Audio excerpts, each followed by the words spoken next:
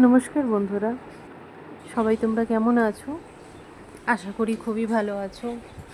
আর আজকে কিন্তু তোমাদের কাছে নতুন একটা ভিডিও শেয়ার করলাম। আজকে দিনে কি সারাদিন ধরে করলাম, এবং আজকে যেভাবে প্রচণ্ড বাইরে রোদ ছিল, মানে কি বলবো, এত রোদ ছিল। প্রত্যেকবার কিন্তু জন্মাষ্টমীর দিন ভীষণ বৃষ্টি হয় ভীষণভাবে, কিন্তু এবারে আর কিন্তু হয়নি। খুবই ভালো লাগলো, এরকম রোদ থাকলে তো আরও ভালো লাগে। আর গরম লাগছে লাগুক, কিন্তু বৃষ্টি যেন না হয়, কেন বৃষ্টি হলে সব কিছুই একদম খারাপ হয়ে যায়। আর আর সত্যি বৃষ্টি হলেও মানে ভীষণই আলসি লাগে, উঠতে ইচ্ছা করে না, মানে ভালোই লাগে না। বৃষ্টি বৃষ্টি হলে কোনো কাজে মন লাগে না। আচ্ছা, আজকে যেটা আমি দেখালাম, এই ভগবদ্গীতা কার কার বাড়িতে আছে অবশ্যই জানিও। যেহেতু আমাদের বাড়িতে কিন্তু ঠাকুর আছে, ভগবদ্গীতা নেই, কিন্তু এই বাড়িতে, এই শ্বশুরবাড়িতে যে গীতাটা রয়েছে রাখাটা সত্যি খুবই ভালো। এবং আমি এই গীতাটাকে কিন্তু লাল কাপড় দিয়ে ঢেকে রাখি, আর তুলসী পাতা ফুল দিয়ে সাজিয়ে রাখি।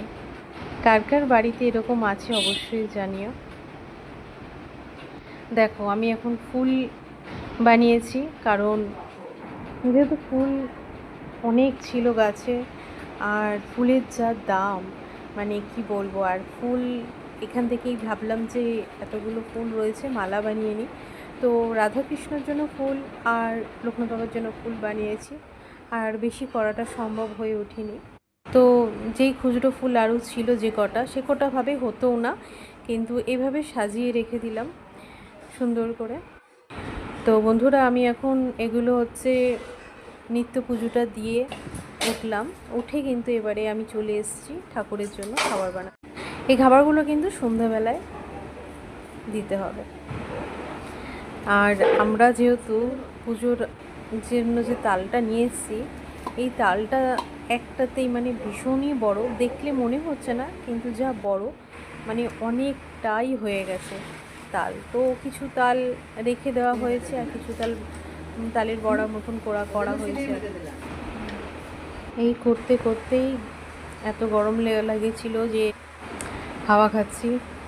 এখন কিছুটা রেস্ট নিলাম, রেস্ট নিয়ে এবারে তালের বড়া শুরু করে দেবো।